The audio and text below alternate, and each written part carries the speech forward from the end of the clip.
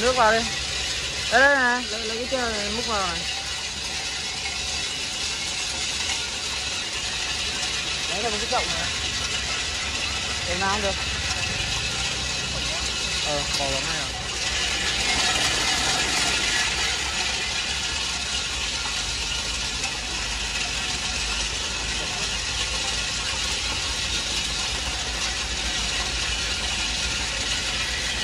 Đấy, bình thường anh ấy cắm nước vào đây thôi.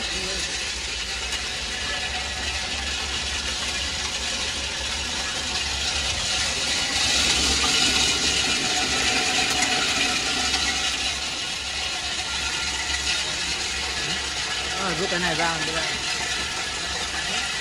Để nó cắt một tí đã.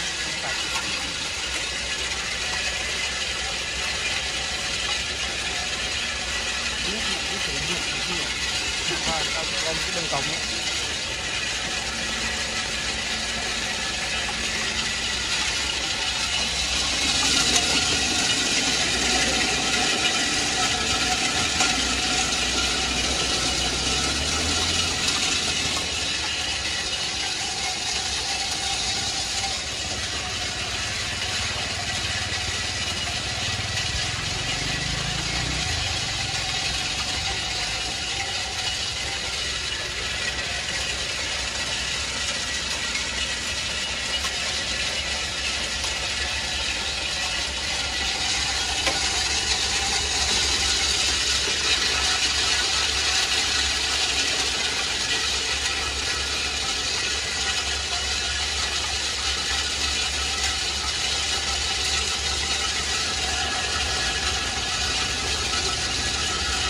Đấy.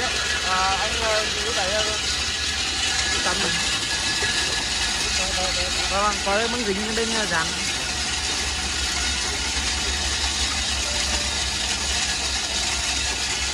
Rút ra.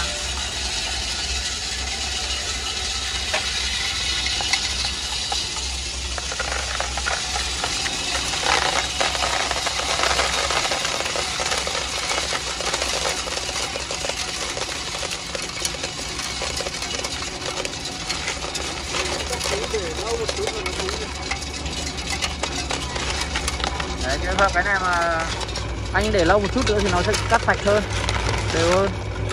Đấy, hầu như là nó cắt được tầm khoảng 85-90% rồi. Cắt hết rồi. Tắt nước vào đây.